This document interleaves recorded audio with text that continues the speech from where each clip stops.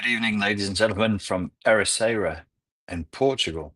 It's a very, very pretty place. I'm going to talk about the dark side of narcissistic abuse recovery, and then I'll take questions. I won't be talking too long. Don't worry. It's the theme I'm going to come back to. Um, as I'm talking, you as a individual adult should decide where you are in your recovery, and if what I'm saying becomes too challenging for you, then just switch the video off.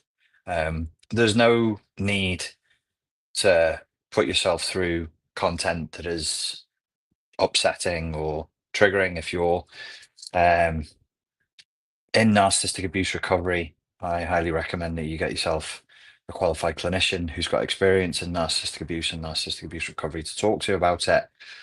Trying to recover through YouTube videos is obviously, it's not ideal. It's not a great strategy. The first place I'm going to start at is the easiest level, is where everybody should start with their narcissistic abuse recovery, and then it grades up as you recover in terms of difficulty, but you must start with the foundation first. So if you were a therapist or a coach and you had a client and they'd just come out of an emotionally abusive relationship, I would be saying to you, here we have a client at the white belt level. They've just come out of the narcissistic abusive relationship.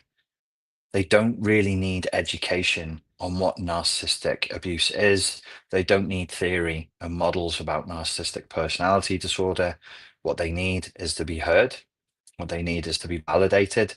What they need is to be seen, because they've just spent time trapped inside of a relationship where they were not heard, they were not validated, and they were not seen. All of their subjective, well, much of their subjective experience was negated and disqualified and diminished. That person's going to be feeling very raw. So, what they need first is safety.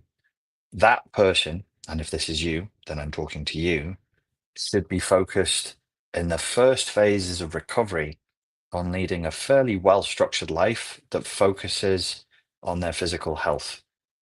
So, sorting out their diet, their hydration, their sleep patterns, also that they can start to feel more regulated physically, with the hope that they would feel more regulated psychologically. So, the first phase really is about making the person feel seen and heard, the validation of their experience as is, whatever they say, whatever that what they're telling you is their subjective version of reality. And in a therapeutic context, in the first phases, it's enough to simply validate that and say, okay, I hear you. Anything that is more challenging than that comes further down the road when the client is ready for that. Then they really need to be dealing with the emotional flashbacks. So, um, ongoing emotional abuse, narcissistic or otherwise, leaves a traumatic imprint, and the person will be struggling with elements of post-traumatic stress, and possibly even complex post-traumatic stress. So if you're a coach or a therapist, or if this applies to you, then make sure this is something you're doing. I would say once you've got your health sorted out, that means your sleep hygiene, hydration, diet, exercise schedule, and you've brought yourself to a place where you can feel as safe as possible doing those things inside of your body, then it's time to address the emotional flashbacks. What we want to do with the emotional flashbacks, that's the post-traumatic stress response, is reduce their potency and reduce their frequency. You're not trying at this point to get rid of them. You just want to address them, put them inside of a structure, reduce the potency, reduce the frequency, and know when you can see one coming. We have a free course that helps you to do this. If you go on YouTube to Fortress Mental Health Protection, there's a whole course there on reducing emotional flashbacks, particularly as it pertains to those induced by narcissistic abuse. Once that person feels settled and comfortable and is feeling safer, they feel like they've been heard, they feel like the story that they've told is accepted, is validated, and they feel believed.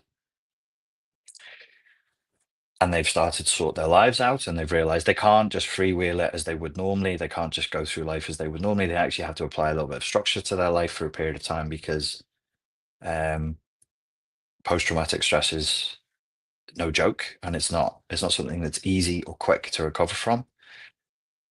Then we're looking at emotional regulation. Once we pass through the emotional regulation, you're actually starting to see some real recovery. Now, I'm going to be a little bit dogmatic on this, and I'm going to say that there are certain steps to the narcissistic abuse recovery process that the human being must go through, and they can't be missed.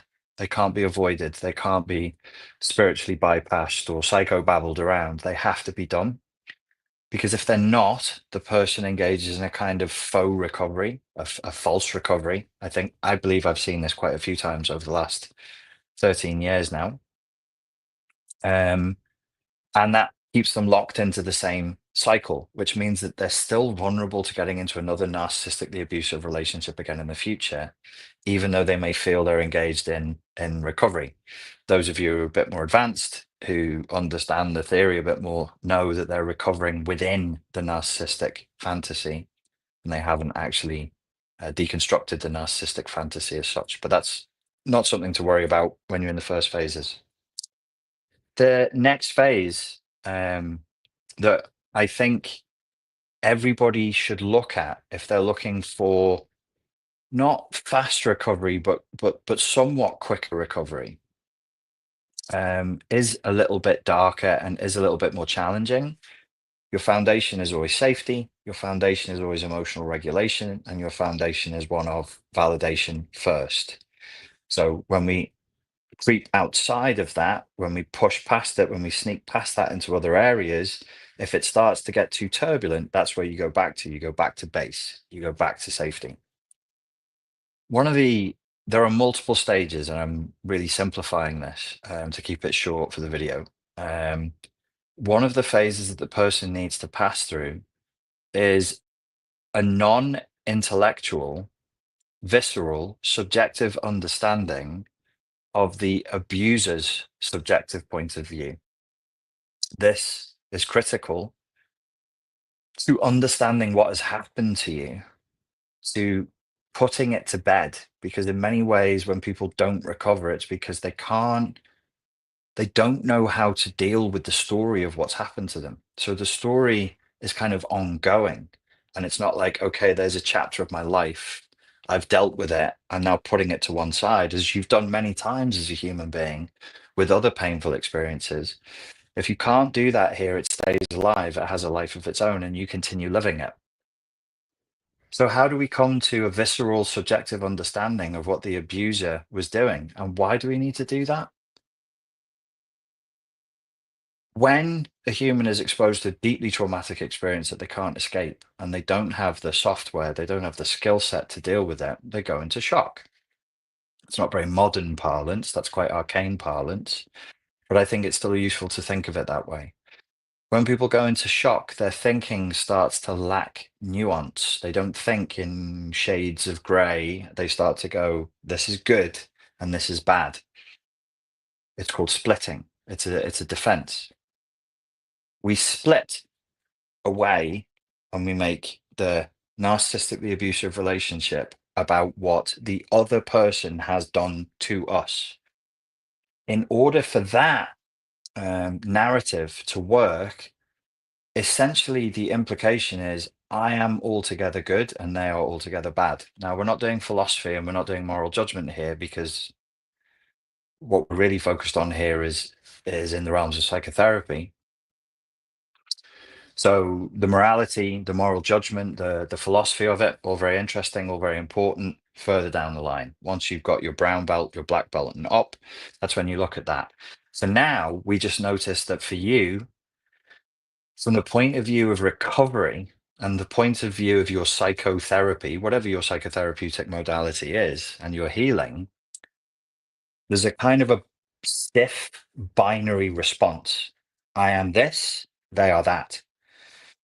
And in order for that narrative to work, you have to stay naive. There's a trick that we play on ourselves where we have to become neurotically naive in order to continue living that story, because that's the only story we have. And we're in a lot of pain, we're in a lot of shock. So if we lose that story, we lose our moorings. So we cling to that story. The harder we cling to the story, the stiffer it becomes. And so you can end up with um, spiraling thoughts like, how could she do that? Why did she say that? He told me he would never, but then he did. When he said this, he did this. Why? Why? Why? And people then come to me or to other coaches, to other therapists, and say, hey, I'm really stuck. I'm ruminating and I'm obsessed. The obsession is this defiant, stiff split of what's happened. And in order for the split to work, you have to remain perpetually naive. So the dark exercise, it's like an exercise of dark empathy, if you like, to the extent that empathy is merely our ability to simulate with relative degrees of effectiveness the subjective experience of another person, is with the guidance of a coach with experience, with the guidance of a therapist with experience. You put yourself into the position of the narcissistic abuser and see the world through their eyes. And you ask yourself the question, what would I do if I were an emotionally abusive person and I wanted to entrap somebody, leverage their love and their loyalty against them, and exploit them and mine them for resources, steal their time, steal their attention, use them for sex, use them for money, use them for fame, use them for access, whatever your experience was. So you take yourself out of this binary and you say, okay, I'm going to put myself in the position of the other person. Why would someone do that? What if I was in their position? What would I be thinking? And what you'll find, as counterintuitive and as weird as that exercise in dark empathy sounds, is it takes you out of this rigidity and the stiffness, and it generates neuroplasticity, which is essential to healing. If your brain can't change shape around this issue and this experience, the way you're feeling today about it is largely the way you're going to be feeling about it in 10 years. And I tell you this not to frighten you or shock you, it's a warning with good intent, because I've seen people and I'm aware of people who in the last 13 years have not changed, have not healed, have not. They think they've done the work, but they've done it inside of a certain framework, and they've made, so if you imagine like a matrix, so imagine that they're in a pod and they go into a simulated reality, and within that simulated reality they're actually recovering, but outside of the simulated reality in the real world they're not recovering at all. They're still very shocked, they're very, very hurt, they're very, very sad, and they're very, very angry, and they're then carrying that resentment. So one of the exercises that is useful is to see the world through the eyes of the other person. This is not about forgiveness. It's not, I didn't say compassion. It's not about compassion. If compassion and forgiveness comes, well, that's, depends on your philosophy of life. And I'm not saying that. I'm speaking purely as an engineer. Um, my sister tells me often I can be a little bit dry and a little bit cerebral. Um, But I'm talking from an engineering point of view. You will not heal, you will not change if you stay stuck in that binary. And one way out of that binary is to use your imagination to see things from their point of view. It's a weird place to be. But then if you can put yourself there and you can say, okay, if I wanted to exploit somebody, what would I do? If I wanted to take advantage of somebody's love and loyalty and naivety, or naivete, some people say, then what would I do? And how would I do it? This is a way of us, for us, a gateway, a practice for us to overcome the naivety with which we approach this situation. The notion of the narcissistic fantasy is rooted in the work of several psychotherapists and others. most of whom are from the psychoanalytic theory tradition. One of them, and I'm pretty sure it's Kernberg, not that it massively matters unless you're going to write a paper on it, cited the narcissistic shared fantasy as predominantly being a defense for the victim. It's predominantly a defense for the victim. Not everybody in that lineage agrees exactly with him. There are many sides to that way of looking at things, but I thought that was an interesting one. That's one way of looking at it, that the narcissistic fantasy is the victim's defense for the horror of what's happening to them. And they subsume themselves in that alternative reality in order to cope. I'm saying that in this Kernberg way of understanding, I'm almost certain it was Kernberg, way of understanding narcissistic fantasy, we can stay there and be like, you did this to me. That was the dynamic of the relationship. And I have no idea why anybody would do this. That level of naivety, and I've lived it, I've been through it, is a defense. It's a defense. So this exercise helps to overcome that defense. I said at the beginning, for those of you who are joining us now, if anything I'm saying is too hard or too upsetting, just turn off the video. There's, the work that you do on overcoming narcissistic abuse should be done with a experienced therapist or coach who has a deep understanding of narcissistic abuse recovery. Getting upset, getting in your feelings, arguing about the stuff because of posts on social media, which is ultimately all that this is not worth it. Speak to your therapist, speak to your coach there, and raise it with them. Say, I saw a video, and I think what I heard is this, and it made me feel like this. And then you work through it with the professional that you're working with. The next level is even harder again, and I'm really sort of sketching these things out very, very roughly. There's a lot more to it than this, but there are things I'm claiming, for those of you who've just joined, that you must do in order to recover fully and in order to not go through the relationship again. So the next level, so you had your white belt, yellow belt level, you've got your sort of green blue belt level, and then you've got your brown black belt level moving up there. The brown black belt level is where you can, from safety, from regulation, from trust with the person you're working with, start to ask the question, what is it inside of me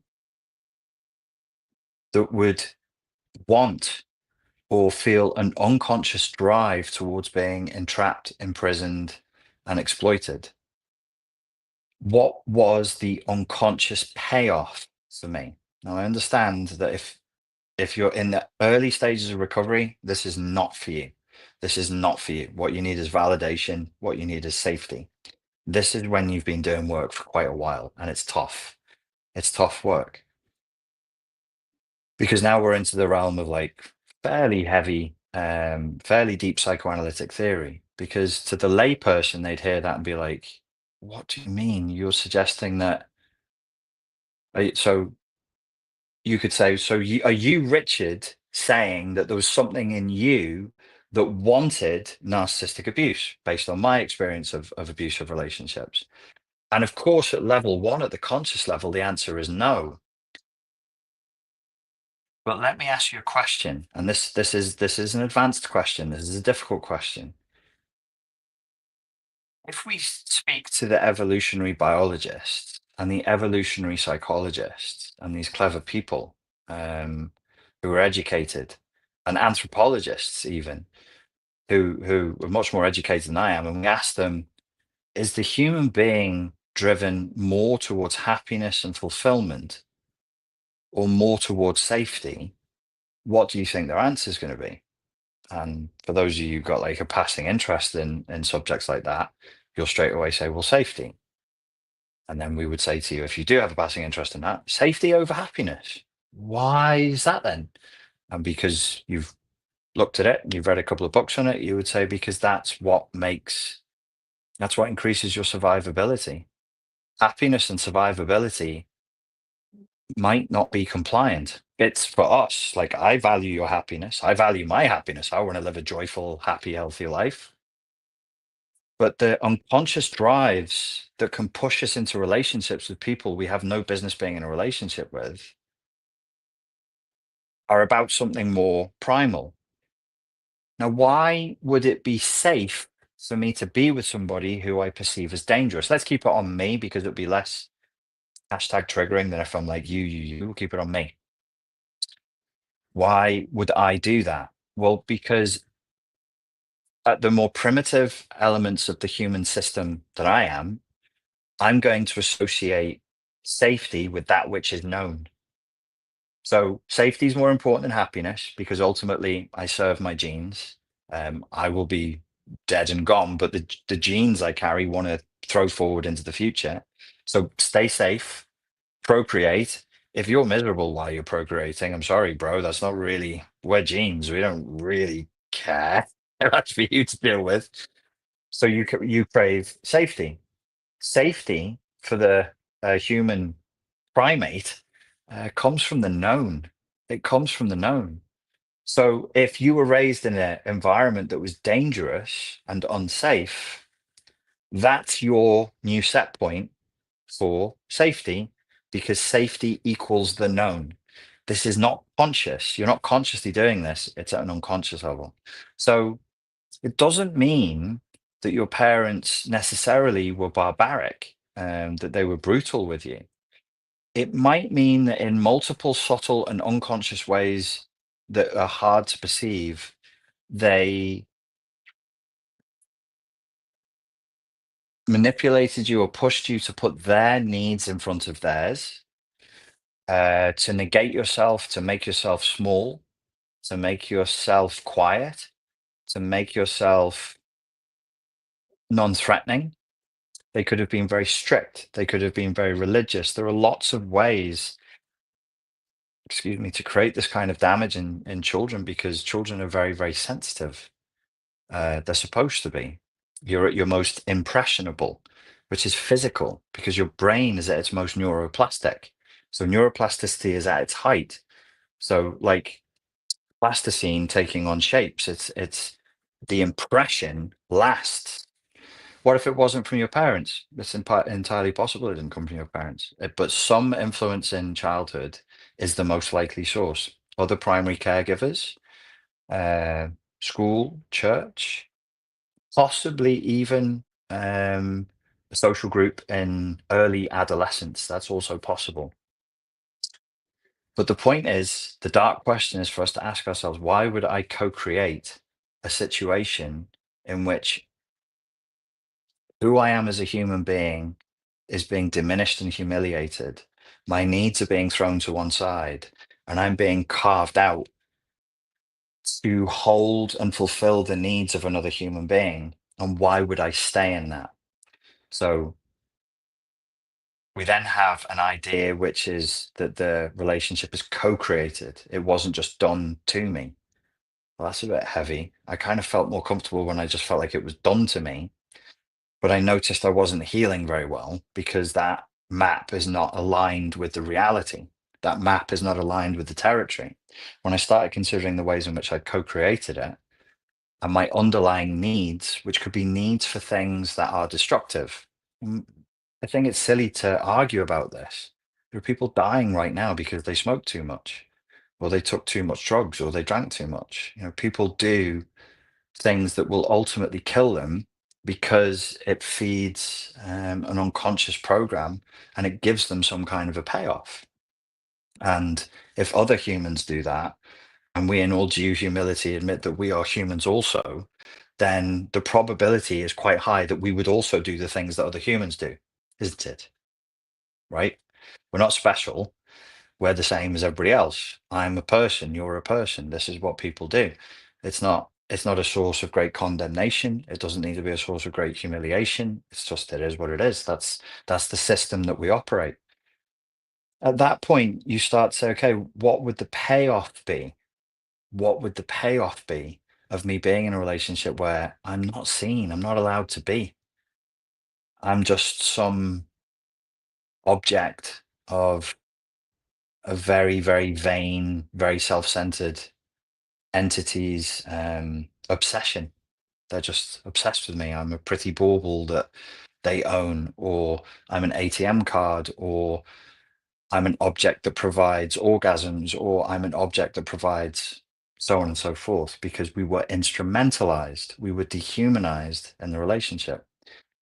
These are the harder questions to ask. There are other questions that are hard. I can't resist. Let me give you one more question. So this is now not white belt, it's not blue belt, it's not black belt. This is like black belt second dan. And there are other questions, there are other steps. I just wanted to, we've already done 25 minutes. I wanted to keep it short. I wanted to present these ideas to you. So, like Alfred Adler, a peer of Freud, remember a couple of years ago, the Courage to Be Disliked was very, very popular as a book. Everybody was reading it. It was all about Adlerian psychology. And Adlerian psychology is very, very powerful. Jung, Freud, and Adler were all fanboys of Nietzsche. And I think only Adler really really created a truly Nietzschean form of doing compassionate psychotherapy. The Adlerian question would be, what would you lose if you're struggling to recover from narcissistic abuse? What would you lose if you actually recovered from narcissistic abuse and got on with your life? What are you scared of when you look at the scenario in which you completely recover from narcissistic abuse and just go on and get on with your life? What's frightening about that? There's more. I'm going to do a couple of videos on the dark side of narcissistic abuse recovery, but that's where we'll start for now. All right, I'll take your questions. Any questions, folks? Feel free to hit me with them now. I'll be back in 1 second.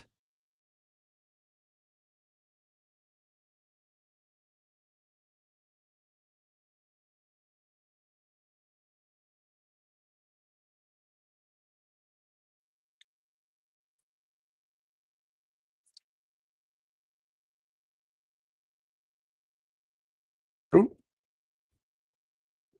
Oh, they've changed that. Oh, that's crazy. Guru continues, says, damn, that's a good question. It is, right? If you like psychology and you like psychotherapy, have a look at Adler. It's good stuff. It's really, really good stuff. Whoa. Oh no, I can't control your comments. Wow.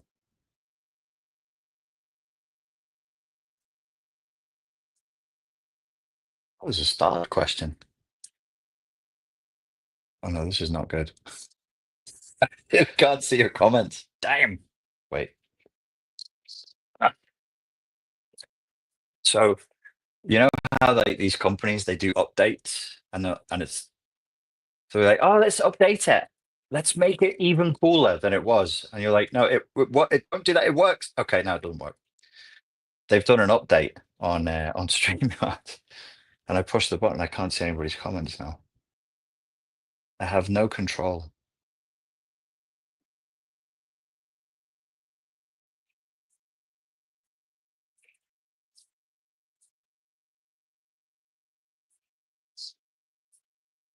Stand by.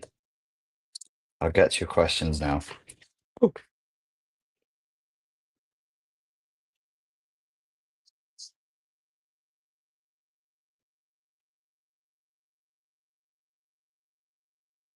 Does anybody want to sing a song?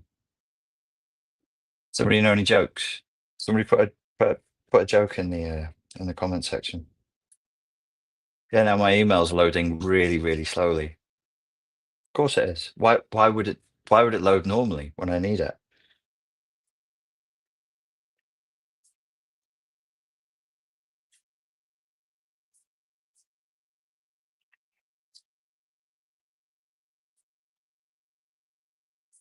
All right.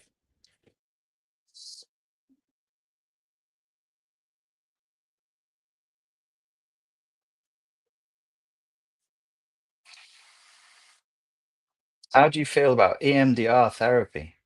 Um, the published research on it is pretty good. Pretty good. And I know people who've been through it, and they said it really, really helped them. So there's that.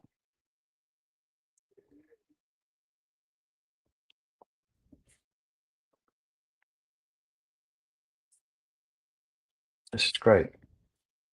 It's not working on my laptop either. Do you believe in the archons and archontic interference, like from a Gnostic perspective? This is archontic interference. The dark ones are playing with me. I can't see your questions anywhere. Well, I see them. They come up for like a flash, and then they disappear. All right. See them. They come up for like God bless Google Chrome. Undefeated.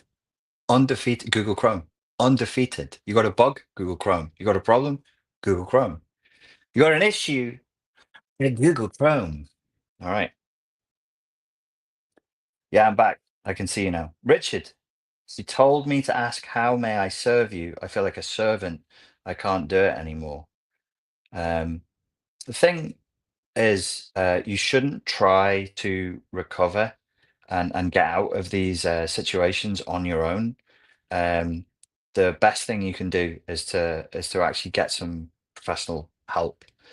So if you have another adult in the room with you, watching videos is great, doing courses is great, but actually talking through to an adult professional, um, and telling them the truth, the whole truth and nothing but, like, all of it, all of the embarrassing stuff and the gory details and everything.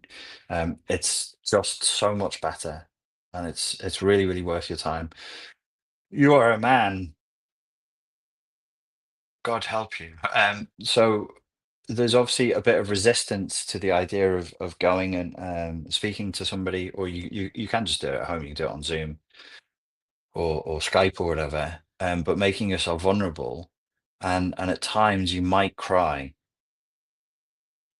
and when you cry, you'll be like, and then what happened?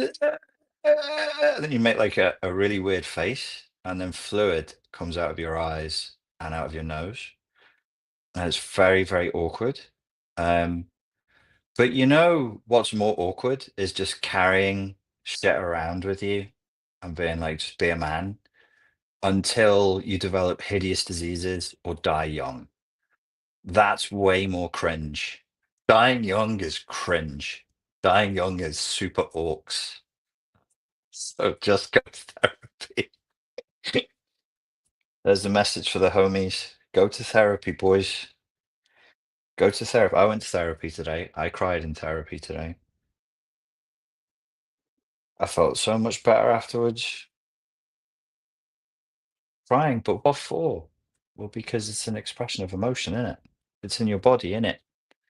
They're like, what for narcissistic abuse? No, because narcissistic abuse is not the totality of the story that is me. I have lots of things to overcome. My adult narcissistically abusive relationships really are the snowflake on the top of a very large iceberg of issues. The only thing that they helped me with was that I needed to go to therapy, and then through therapy, I was like, "Oh yeah, there's a lot of things to be issued to be dealt with here." Manolo Bombo Finiero says, "Why did you cry? Something about narcissists?" No, the the only time narcissism comes up in therapy is when my therapist says, "You should stop talking about narcissism." He doesn't think it's very good for me. Uh, anyway. Nate says, the same man who I said go to therapy. When an infant cries, you don't know why, and then you pat its back, check its diaper, so on and so forth. Okay.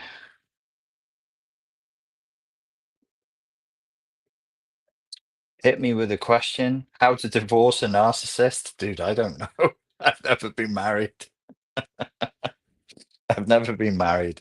So I you know why I didn't get married? Because I'm not a medieval king or prince. and I didn't feel like I needed to join my house in some bawdy banquet monitored by the government under legal decree and before God that I would stay with somebody for the rest of my life.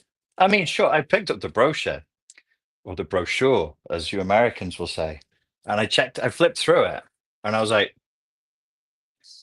this doesn't look like the best deal.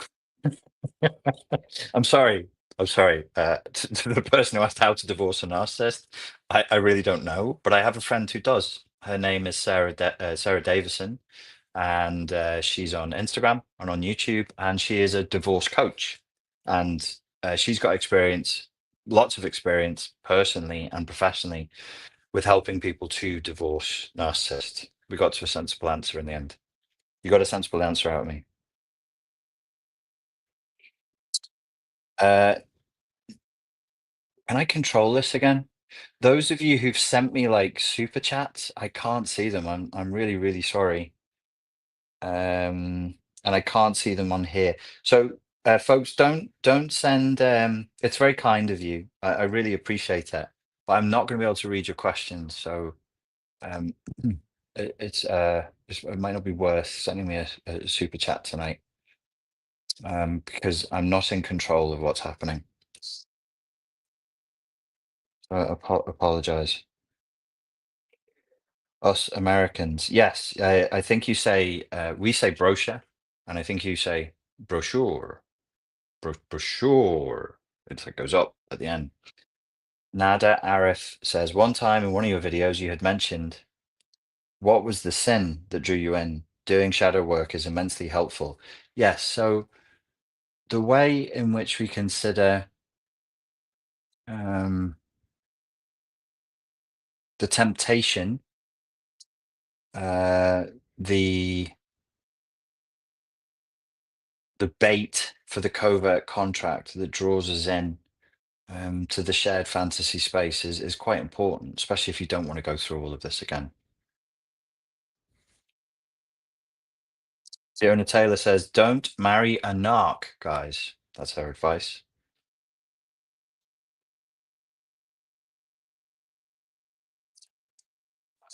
Well, it's an interesting one. I am your father says, "Hi, Dad." Says,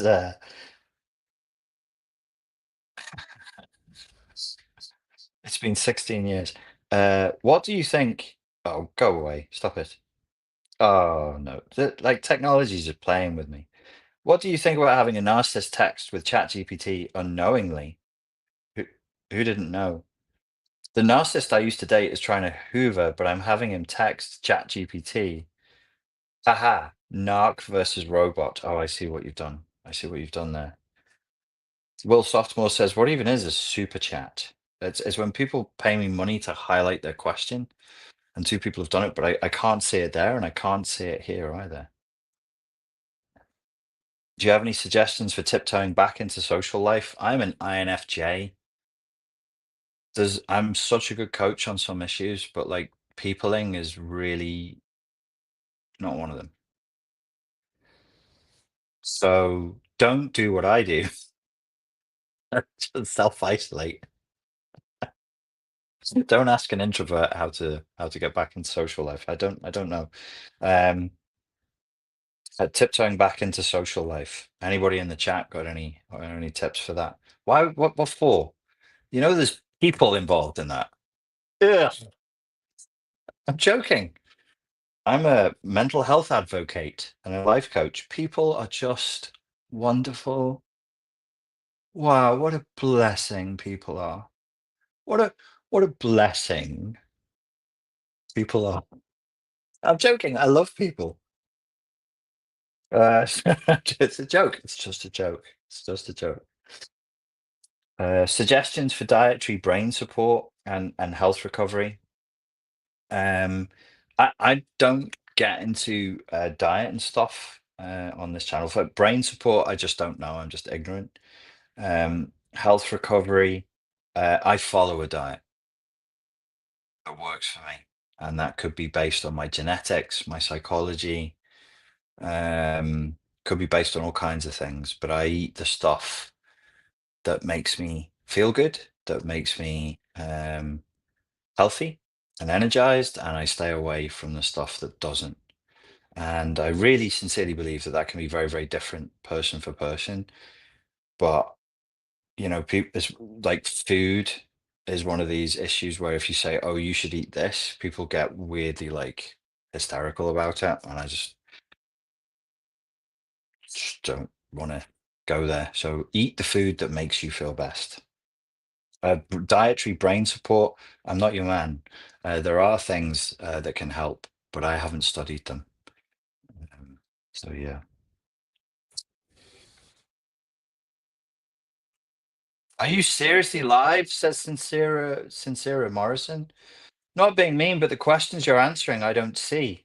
I see them. Just look in the chat. Okay, I'll prove it to you. What was the last question? It was from Sincera. Good point. I don't see the questions answered, says Sarah S. Are you guys messing with me? Is this chat like out of sync or something? Would neurofeedback sessions help to change the brain so that escape from emotional abuse after NPD abuse? I don't do neurofeedback. I don't know much about it. You should explore for sure. Richard, what did you eat for dinner? Oh, well, I'm a bro, so I had bro food and, you know, the stuff that works for me. Steak, egg, rice, loads of vegetables. But I'm not saying anybody else should eat that. Since Sarah Morrison said, I'm sorry. What are you sorry for? I had pie. I can see that now. How did you answer these questions so I can get an idea of what? Steak, says Fiona in capital letters. Yes, steak. Mm. Please answer my question, Richard, says upward and onward. Dude, I'm looking at what you're looking at. It's just that there's 600 people here. There's a stream of questions. Mm. Is there ever a way that the narc loses their previous power? Says Shelley D. Yeah, sure. If their power is coming from agency or externalities and principalities and some sort of official status and they lose it, then yes, they would lose their power there. Um, Politicians lose their seat, directors are no longer hired. Um, Gosh, I don't know, dictators are dethroned. Yeah, that happens for sure. Richard, do you really believe it's possible to recover completely from narcissistic abuse? I've been on this journey for years and it's such a long, slow journey. Um, if it's just narcissistic abuse in adulthood, then it shouldn't be for years. If the root of it is from childhood, and whatever happened to you in childhood, then what needs recovering from is childhood trauma. And childhood trauma, as far as, well, in my experience, when did I start on this round? 2023, or was it? This is now. I think I'm like 2.5 years in, once a week with therapy. It's tough. It's tough, but you do see pretty consistent progress, and life gets easier and it gets better. So, but narcissistic abuse, if it's just narcissistic abuse in adulthood, it shouldn't be taking years.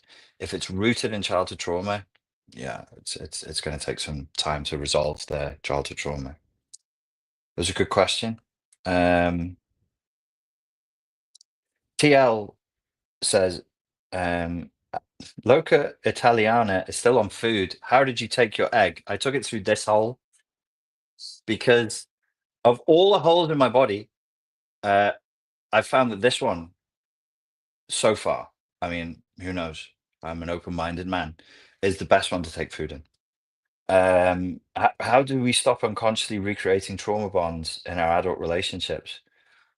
Well, that's kind of what the whole video was about before I started doing the Q&A, which you might not have been here for, but you can watch it on replay. It's we've got to get you at a foundational level, create a base of safety where you feel safe inside your own body and you're safely processing your own emotions so that you can go into the places you need to go into to undo the drives, the unconscious drives towards abusive relationships where you are depersoned and instrumentalized, which then creates the trauma bonds that you mentioned. I'm going to have to stop soon because this chair has no back. So I'm just sat upright. And I trained yesterday and I'm starting to get very sore. Also, I'm looking down because this naughty thing won't work. This archontic interference is not working. I'll fix it for next time. Rachel Byok says the lack of empathy is their superpower. True. No, it's from childhood. Both parents were cluster B. Then, sir, you must go into therapy for that. ASAP. I'm sorry to hear that, and you should look to work on that. And it will take time. Give yourself time. Give yourself permission for it to take time. Hope your shoulder is better.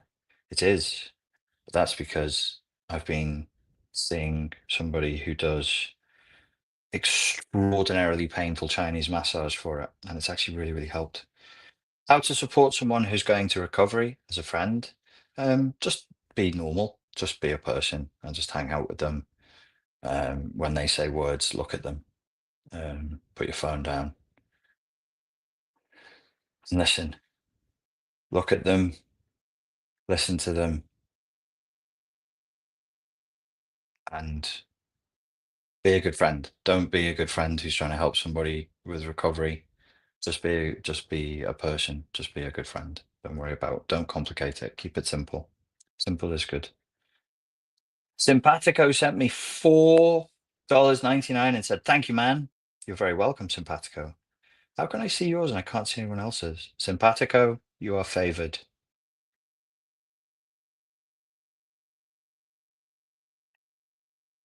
Ah, okay. So YouTube StreamYard has upgraded everything. So is YouTube.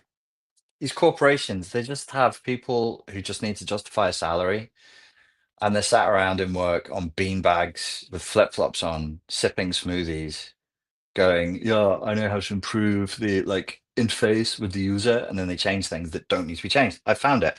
So the super chat from Simpatico got it. Upward and onward asked, myself and my husband's ex-wife both have restraining orders against him and all six of our children. Why do we both still want better for him?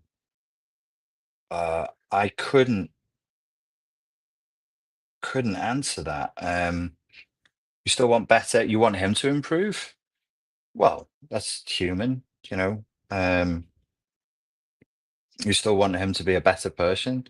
Maybe he could be a better person. Maybe he's using drink or I don't know your story. He uses drink or drugs, and maybe if he stopped, maybe you see that he could improve or change. I don't think it's bad that you want better for another human being, even if they've been bad. I think that's a good thing. Sarah O on the super chat says, "I wasn't being to complete the Unplugged from the Matrix of Narcissistic Abuses program because I had to go to a shelter. Am I still able to do it?" If you bought it, you own it for life. So log in on either richardgrannon.com or spartanlifecoach.com, whichever site you bought it from, and it will still be there. So chat. Why do they leave it years and then try and hoover? Says Michelle Purcell. This is the question. You know, I was talking about naive questions that we can end up ruminating over. So what I want you to try, Michelle, if you're comfortable with it, is put yourself in the mind of the person you're thinking of and think in terms of manipulation, exploitation, stealing other people's time, their attention, money, sex, energy, whatever. Why, if you're in that subjective space as a thought experiment, why would you do that? Why would you do that? Where have you been for years? And then your brain will just like start coming up with answers like, well, I was busy with somebody else for years, or I just lost supply over there. So now I'm going to go back to this person, you know? It's not a very nice way of thinking, but it helps us to get past the naivety. Naivete. Sabina has sent me $6.99 in Canadian. Thank you very much, Sabina. That's very good of you. Uh, Richard, please respond to Loca Latina. She's Loca Italiana. She's hot and wants your attention. I'm jealous much, says Apex. Now I just feel like I'm being triangulated. Loca Italiana, Apex wants you to know that he thinks you're hot. You're smoking. I think that's what's happening here. Why do we have so much problems with trust after narcissistic abuse? Because a person, or so imagine it's like a sci-fi horror movie, and some people look like people, but they're really not people. They're like super sadistic zombie aliens. And you don't find out that they are a super sadistic zombie alien until they've already trapped you. If that had happened to you and you survived the experience and you came back out to normal life, you'd be looking at humans going, I don't know which one of these is a super sadistic zombie alien and which one of these is a human. Only through healing, only through the therapeutic process can you get to the place where you start to trust yourself again. And I know it sounds a little bit boring, but emotional regulation is a very, very important part of that. So please, please do your emotional regulation work. But why? I'll tell you why. Being emotionally dysregulated makes you more impressionable, makes you more prone and vulnerable to being conned. And emotional dysregulation in and of itself warps your perception. So other people may see a clear sleazebag and you might see your knight in shining armor if you are already operating from a system that is dysregulated. I'm not trying to be personal or mean. I'm trying to help you. Somebody sent me US $20. Thank you. Don't have to send me money, but I appreciate it. This is from Lot. With a narcissistic partner, been depressed for a long time, and recently got on TRT, which has made me more assertive. Good. I'm not confrontational, but have stood my ground more. The inner rage monster comes out more now. What to do? Well, obviously, I'm going to tell you to try and leave. And then you'd say, but I'm not ready to leave. And then I'm going to say, try and get some therapy or some coaching that coaches you through the process where you can get to the point where you feel strong enough to leave. There isn't really anything else you can do. There isn't like option two where I can say, oh no, you can live with her. But if you do these magical rituals on a Tuesday night, it'll be really nice. You've got to try and find a way out, mate. And you've done the right thing. You've done the right thing by getting you some assertiveness back. And some of these things, you know, we are biological beings. So if your endocrinal hormonal system is out of whack, sometimes stress can put it out of whack. Sometimes stress can lower testosterone. So I think you're doing the right thing. KGP asks, do narcissists cooperate in groups to collectively achieve supply? Yes, they do. Called a political party. Yeah, they definitely will cooperate in groups, but typically after a period of time, there'll be conflict, and then it will break down and it will get quite nasty quite quickly. Um, oh, lots. So, okay, you guys have oppositional defiance disorder. Because if I was here going, "Hey, everybody, send me a super chat," you'd be like, "No, I'm not going to do it." But as soon as I said, "Don't send me a super chat, it's not necessary," loads of them came through. Why are you like this? Upward and onward. Thank you. My question with the RO and wanting better for the narcissist. Does it mean I'm not healing properly if I'm still concerned for him? No ruminations. This is not the proper format or medium for me to even attempt to answer that question because I'm not a medium. Haha. Uh, I don't know what state of healing you're at. You should seek the help of a qualified professional and you should have this conversation with them. Nobody on YouTube would be acting responsibly if they tried to answer that question for you. And it doesn't matter how highly qualified they are, how highly certified they are, how highly experienced they are. All I can see is pixels. Um, I know there's a person there, but I don't know anything about your story. So I don't know whether you want better for him because you're codependently attached and you're trying to save him. I don't know if you want better for him because you're just a nice person. I really have no way of knowing what's going on. Please do see a specialist and get help with this. It's the only responsible thing I can advise you to do. Or I could channel my spirit guides and they could know. They could tell me. Um, right, just give me a second. 1 second, my back. Okay, that's pretty good. Let's do let's do three more questions and then we'll call it a night. Um, Annie Welker says, I haven't seen you in months, Richie, lad. It looks like you're doing great, lad, and getting some sun. Yes, I am. I'm in Portugal. It's very beautiful here. I'm in Ericeira. Very, very nice. Yeah. What changes would you make to the standard model of treatment for CPTSD in an ideal universe? I would say we should have a standard model of treatment. There isn't one. There isn't a standard model of treatment. CPTSD as a notion is still resisted in some quarters of mainstream psychology. Uh, I am,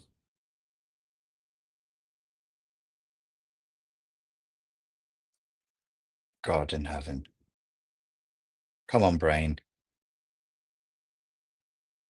Oh, it's no secret. I'm a big fan of Pete Walker. So Pete Walker's books and Pete Walker's methodology, I think, is good for CPTSD. Oh, what's the? Come on, brain. The professor who came up with the notion of CPTSD is Judith, and she was like, wasn't she one of the head of psychology at Harvard or somewhere? Judith Herman. Judith Herman. So her work on it is rock solid as well. Um, but yeah, I'd love to see a standard model of treatment for CPTSD. I haven't yet. Uh, let's do another few questions. Do they always hoover? No, not always. No. Herman says the chat. Thank you, folks. I appreciate it. Judith Herman. Mm. Chris said, I had fantastic results with ketamine therapy for CPTSD, that and engaging more again in my spiritual life, Christianity for me. Yes, so for PTSD and CPTSD, the published research seems pretty strong for ketamine therapy. The ketamine, just for people who are a bit wild, the ketamine that they're offering in clinics is not the ketamine that you're getting on the street. Getting a bag in is not going to help with your PTSD. So yeah, under strict clinical conditions, ketamine therapy seems to be doing very well. And I'm glad to hear it's helped you, sir. Do you have videos on emotional dysregulation or what we can do so we don't see sleaze bags as knights in shining armor? Yeah, so I have a course, a whole course for free on YouTube. It has like ebooks and audios in the descriptions. So if you go to Fortress Mental Health on YouTube, there's a whole course there that will help to reduce the frequency and the potency of your emotional flashbacks if you follow the course.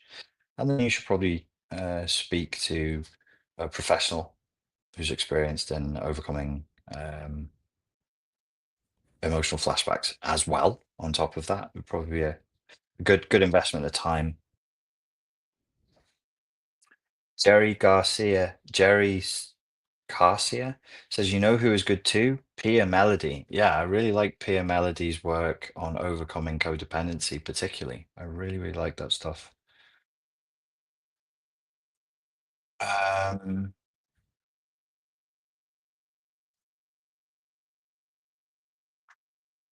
Kima says, ah, shit, Richard, I have 5G of cat at home, was wondering how to use it therapeutically. Yeah, that's not going to work. That's not going to do anything useful therapeutically, I regret to inform you. I am your father says, at times they be hoovering harder than a Dyson. They do indeed. Let's do a couple more questions and then we shall finish. What's the difference between BPD and NPD? Says Charlotte Smith. You are surely provoking me. These are, let me answer you quickly. Um, there are no blood tests or brain scans for these disorders. These are models. Um, and effectively, they are voted into and out of existence by credentialed professionals who decide that the models are useful. Um, and if you want to look up the diagnostic criteria of those two models, it's readily available online. I have I can't really get into borderline personality disorder without talking about it for a minimum of 15 minutes.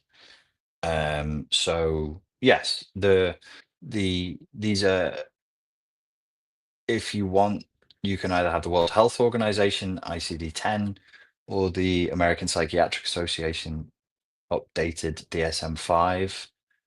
But they're largely described them in similar ways, borderline and narcissistic personality disorder, I think. And yeah, if you're interested, that'd be worth looking up. I am in the camp that doesn't think BPD is a particularly useful clinical diagnosis, but unless you want a very boring, very dry, very academic 20 minutes of me going on about why that is, you probably should just have a look and make your own decision. BPD is one of, in fact, might be the most massively misdiagnosed personality disorder. Some research indicated as high as 40 to 50% of women diagnosed with borderline personality disorder did not have borderline personality disorder. Just for you to know. And as I said before, CPTSD is not widely recognized. A lot of women, and men as well, who are getting the diagnosis of borderline personality disorder have complex post-traumatic stress, but the clinician doesn't have that as a potential diagnosis, and so they don't offer it. And many clinicians offer the diagnosis without testing, which to me is incredible and bordering on quackery. I've started on that rant. Let's just use some impulse control, pull it back, and let it go. Breathe with me. 2 sharp breaths in through the nose, and then a long, slow sigh and out. Ah, there we go. See? You need a therapist who understands narcissistic abuse recovery because most don't, says Naya. That's true. Do you seek God? Outer Sync says, do you seek God and the spiritual elements? Outer Sync, I do. I have sought God, he has sought me, and we found each other. Yeah, I think I don't really talk about it too much on this channel, but yes, and I do think it's an important part of the healing and recovery process. Your relationship with reality, if you keep framing up and you keep going through the different meta levels of your relationship with reality, ultimately has to become, uh, at least at the philosophical level, at minimum, spiritual to the extent that you have to interact with known unknowns, which is kind of the definition of spirituality. You have to be able to go there and say, talk, think about and consider the things that are on the edge of what we know to absolutely be true. And that would be where spirituality kicks in, because you've got to answer questions like, you know, why is this happening? Why does suffering occur? If God is all powerful and good, why is there suffering? Questions like that. Questions like that. That was rhetorical. I don't want a lecture. Thank you, anyone. Not now, anyway, because I'm a bit tired. But when I wake up tomorrow, you can lecture me then. All right. Well, there you go. There's the live.